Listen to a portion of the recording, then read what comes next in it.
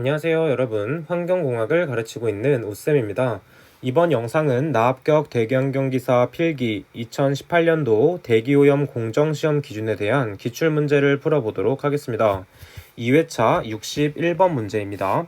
기체 고체 크로마토그래피에서 분리관 내경이 3mm인 경우 사용되는 흡착제 및 담체의 입경 범위로 가장 적합한 것을 구하는 문제입니다. 답은 2번이 되는데 해당 부분에 관련된 표를 그려서 정리를 해보도록 할게요. 왜냐하면 시험에 간혹 출제되는 부분이기 때문입니다. 자, 이렇게 표를 그려준 다음에 두 개로 나눠 보도록 할게요. 그 다음에 앞쪽에는 내경을 적어주면 되고 뒤에 표에는 입경 범위를 적어 보도록 하겠습니다. 내경은 3mm, 그 다음에 4mm, 그 다음은 5에서 6mm에 대한 기준을 잡아준 뒤에 입경 범위를 적어보도록 하면 3mm일 경우에는 149에서 177 마이크로미터의 입경 범위에 해당되며 내경이 4mm인 경우에는 177에서 250 마이크로미터, 그 다음에 5에서 6mm인 경우에는 250에서 590의 마이크로미터에 해당된다는 것을 정리해주면 되겠습니다. 해당 부분은 단순하게 암기하는 것보다도 자주 보면서 눈에 익히는 게 더 중요한 포인트가 되겠네요. 다음 문제 보도록 하겠습니다. 63번 문제입니다.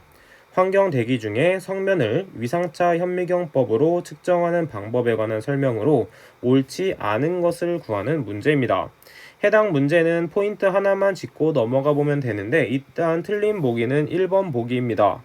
멤브레인 필터의 광 굴절률은 약 5 이상을 원칙으로 한다고 되어 있는데 이때의 광 굴절률은 5 이상이 아닌 약 1.5 정도가 된다는 것을 체크해주면 되고 나머지 보기들은 가볍게 정독을 하고 넘어가 주면 되는 문제였습니다. 다음 문제 보도록 하겠습니다. 65번 문제입니다. 굴뚝 반경 단면이 원형이며 이것이 3m인 경우에 배출가스 중에 먼지 측정을 위한 굴뚝 측정 점수로 적합한 것을 구하는 문제입니다. 이것도 마찬가지로 표를 이용해서 볼 수 있기 때문에 표를 그려서 한번 보도록 하겠습니다. 자, 이 표는 3개로 나눠 보도록 할게요. 3칸으로 나눈 후에 정리를 해보도록 하겠습니다. 이때 기준이 되는 것은 굴뚝의 직경으로 미터 단위를 사용하고 그 다음에 반경 구분수, 그 다음에 문제에서 주어졌던 측정 점수를 정리해 보도록 하겠습니다. 직경 기준은 1 이하인 경우, 그 다음에 1에서 2, 그 다음에 2에서 4, 4에서 4.5, 그 다음에 4.5 초과인 경우입니다. 이때 반경 구분수는 순서대로 1, 2, 3, 4, 5를 적어주면 되고 측정 점수는 반경 구분수에 곱하기 4를 한다고 생각을 해주면 됩니다. 그래서 4, 8, 12, 16, 20 이렇게 정리해주면 되겠죠.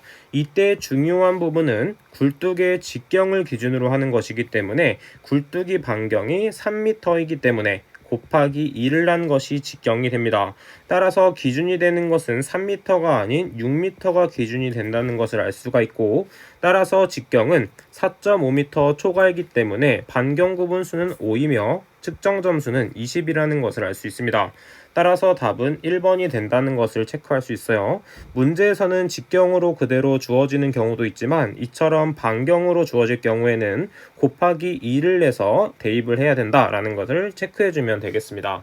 다음 문제 보도록 하겠습니다. 68번 문제. 원자흡수 분광 광도법에서 사용하는 용어의 정의로 옳은 것은 나와 있네요. 자, 1번을 보게 되면 공명선, 원자가 외부로부터 빛을 흡수했다가 다시 먼저 상태로 돌아갈 때 방사하는 스펙트럼선, 이것은 맞는 보기가 됩니다. 이 4과목에 해당되는 용어들은 매우 어려운 용어들이 많기 때문에 이 용어들을 모두 이해하기보다는 특정 포인트를 집어서 암기해 주는 게 좋습니다. 이 공명성 부분은 어디를 포인트로 두는 게 좋냐면 빛을 흡수한다가 포인트가 되고 만약에 오답으로 나올 경우에는 원자가 외부로 빛을 반사한다고 나옵니다. 마찬가지로 두 번째 중공 음극 램프에서는 어떤 것을 포인트로 두냐면 고압의 질소가 포인트가 됩니다. 고압의 질소가 아닌 무엇이 되냐면 저압의 네온이 정답이 됩니다. 저압의 네온이 정답이 된다는 것. 그 다음에 역화에서는 연소 속도가 작다고 했는데 이 부분이 틀린 보기, 연소 속도가 크다 라고 정리를 해주면 되고, 그 다음에 멀티패스에서는 어떤 부분을 포인트로 잡아주게 되냐면 광로를 짧게 하는 것이 아니라 길게 잡아주는 것입니다. 모든 글자를 다 암기하는 것이 아닌 이처럼 포인트가 되는 단어만 암기해주는 게 이 4과목의 핵심 포인트가 된다는 것을 정리해주면 되겠네요. 자, 그럼 다음 문제로 넘어가 보도록 하겠습니다. 73번 문제입니다. 화학 분석 일반 사항에 관한 규정으로 옳은 것은, 이런 문제들은 많이 보았죠. 같이 한 번 더 정리를 해보겠습니다. 1번에 방울수 나왔습니다. 방울수는 이응이 2개 있기 때문에 20도씨와 그 다음에 20방울이 나온다라는 걸 정리를 했고, 그 다음에 몇 밀인지 헷갈리면 수 부분을 보라고 했습니다. 수 부분에 일자가 길게 하나 있기 때문에 1ml가 되는 것을 뜻한다. 따라서 약 10ml가 되는 것이 아니라 1ml가 된다는 걸 정리해주면 되고, 2번 기밀용기라 함은 물질을 취급 또는 보관하는 동안에 기체 또는 미생물이 침입하지 않도록 내용물을 보호하는 용기를 뜻한다고 했습니다. 지금 보게 되면 미생물을 침입하지 않도록 보호하는 것은 기밀용기가 아니라 밀봉용기다 라는 것을 정리해주면 되겠네요. 따라서 1번, 2번 둘 다 틀린 보기. 3번 감압 또는 진공이라 함은 따로 규정이 없는 한 15mm HG 이하를 뜻한다. 맞는 보기가 되겠고, 이때 장난치는 부분은 15를 그대로 냅두고 뒤에 단위를 바꾸는 경우도 있습니다. 예를 들어서 미리미리 HG가 아니라 밀리미터 H2O 이런 식으로 틀린 오답을 내기 때문에 단위도 같이 암기를 꼭 해주는 게 중요한 포인트가 되겠네요. 마찬가지로 4번은 시험 조작 중 즉시란 10초 너무 짧습니다. 30초 정도 된다라는 걸 암기해주면 됩니다. 자, 다음 문제 보도록 할게요. 74번 문제입니다. 74번 문제는 보게 되면 비중이 주어져 있고 농도와 주어져 있을 때 농황산의 규정 농도를 구하는 것입니다. 이것은 단위 환산으로 충분히 풀 수 있겠구나 라고 체크를 해주면 되고, 4과목에서 이렇게 계산 문제가 나왔다면 감사합니다 하고 꼭 맞아야 되는 문제입니다. 단위 환산을 통해서 농황산의 규정 농도를 구해보도록 하겠습니다. 먼저 기준이 되는 것은 비중인데, 비중인 1.88은 밀도로 바꿀 수 있기 때문에 그램 퍼 밀리리터로 바꿔주게 됩니다. 그 다음은 농도가 97%였기 때문에 100분의 97. 그 다음은 당량가로 환산해줘야 되기 때문에 농황산의 분자량은 98이죠. 따라서 98 나누기 2g 퍼 당량이 나오게 되고, 이때 밀리리터를 리터로 수정해야 되기 때문에 10의 세제곱 밀리리터는 리터가 됩니다. 따라서 계산기에 그대로 대입해서 계산을 하게 되면 37.22 노르말 농도가 나온다는 것을 알 수가 있죠. 따라서 답은 3번이 되겠네요. 다음 문제 보도록 하겠습니다. 다음 문제는 4회차의 62번 문제입니다. 기체, 액체, 크로마토그래피에서 일반적으로 사용되는 분배형 충전 물질인 고정상 액체의 종류 중 탄화수소계에 해당되는 것은 나와 있네요. 해당 부분은 간혹 출제가 되기 때문에 이 부분에 대해서는 암기해 주는 게 좋습니다. 탄화수소계에는 어떤 것이 있냐면 헥사데칸, 그 다음에 보기에 나와 있는 스쿠아란, 그 다음 마지막으로는 고진공 그리아스가 있습니다. 이 세 가지 정도는 외울 수 있기 때문에 반드시 암기를 해주는 게 좋겠고, 답은 2번이 된다는 걸 체크하고 넘어가 보도록 할게요. 73번 문제입니다. 시판되는 염산시약의 농도가 35%이고 비중이 1.18인 경우 0.1몰의 염산 1리터를 제조할 때 시판되는 염산시약의 약 몇 ml를 취하여 증류수로 희석해야 되는가 나와 있습니다. 자, 그럼 희석 수량을 구하는 문제인데, 이때는 중화반응 공식을 이용해서 충분히 풀어낼 수가 있습니다. N1 곱하기 V1는 N2 곱하기 V2로 구할 수가 있죠. 이때 N1은 35%에 해당하는 염산의 노르말 농도로 보도록 하겠습니다. 자, 그러면 1번 먼저 N1을 구해보도록 할게요. 이때 기준이 되는 것은 마찬가지로 비중이 기준이 되며 1.18g per ml로 전환을 한 후, 그 다음에 농도가 35%이기 때문에 100분의 35를 대입해주고, 그 다음에 당량가로 전환을 해줘야 되기 때문에 36.5g/EQ. 그 다음에 단위 환산을 위해서 10의 세제곱 ml/L가 됩니다. 따라서 N1 값은 11.3151N이 나오게 되는 것이죠. 자, 이제 이것을 이용해서 증류 수량을 구하게 될 것인데 이것이 바로 V1을 구하라는 뜻입니다. 따라서 V1을 구할 수 있는데 V1에 대한 식으로 정리를 하면 우리가 구했던 N1을 우항으로 이항시키면서 분모에 들어간다고 보시면 됩니다. 따라서 그대로 대입할 거기 때문에 11.3151, 그 다음에 N2는 몰 농도로 나와 있지만 염산은 당량이 1이기 때문에 이 몰은 0.1 노르말과 같다라고 생각을 해주면 되겠죠. 따라서 0.1 곱하기 1리터인데 밀리리터를 구하기 위해서는 리터를 밀리리터로 전환하면 1000 밀리리터가 되는 것을 알 수 있습니다. 따라서 곱하기 1000을 해주게 되면 답은 8.8377ml가 나오게 됩니다.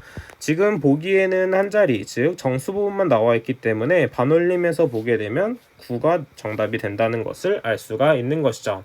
앞에서도 말씀을 드렸지만 이렇게 계산 문제가 나오는 경우는 반드시 맞춰야 되기 때문에 1과목, 2과목, 3과목을 보다 더 꼼꼼하게 공부를 하는 게 중요한 포인트가 되겠습니다.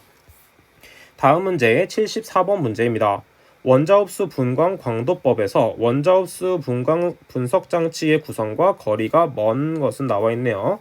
그럼 분석장치의 구성을 먼저 알아보도록 하겠습니다.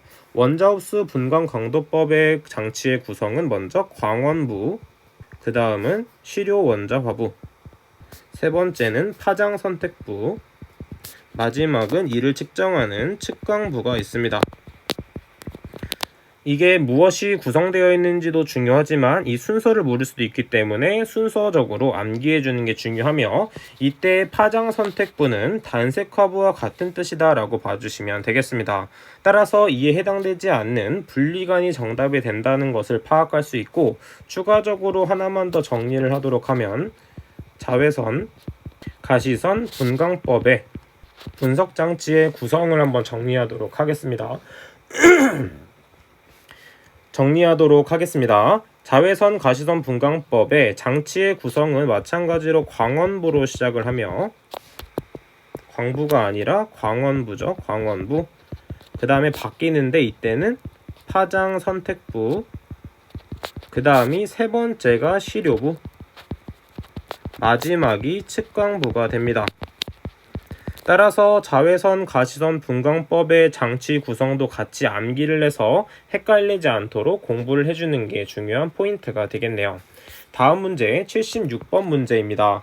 지금 보게 되면 입사광의 강도가 1로 나와 있고 투사광의 강도가 0.5로 주어졌을 경우에 램버트 비어 법칙을 적용하여 흡광도를 구하는 문제입니다. 마찬가지로 램버트 비어 법칙의 공식을 알고 있다면 우리는 쉽게 이 식을 풀어낼 수가 있는 것이죠.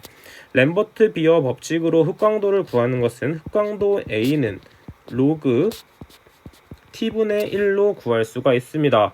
이때 t는 무엇이냐 하면 투과도로서 어떻게 구할 수 있냐면, 투과도는 투사광의 강도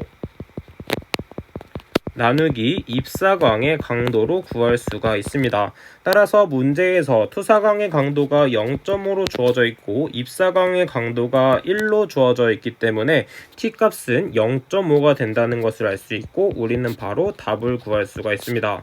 따라서 흡광도 A는 로그 0.5분의 1이며 이것을 계산기에 대입했을 경우에는 0.3이 나온다는 것을 알 수가 있습니다. 따라서 답은 1번이 나온다는 것을 알 수가 있죠. 해당 문제도 쉬운 문제이기 때문에 반드시 맞춰야 되는 문제입니다. 다음 문제 79번 문제입니다. 다음은 자외선 가시선 분광법에서 측광부에 관한 설명이다. 괄호 안에 가장 알맞은 것은 측광부의 광전 측광에는 광전관, 광전자 중배관, 광전도 셀 또는 광전지 등을 사용하나 광전관, 광전자 증배관은 주로 어떤 범위에서 사용이 되냐면 자외 내지 가시 파장, 그 다음에 광전도 셀은 근적의 파장, 광전지는 주로 가시파장 범위 내에서의 광전 측광에 사용이 됩니다.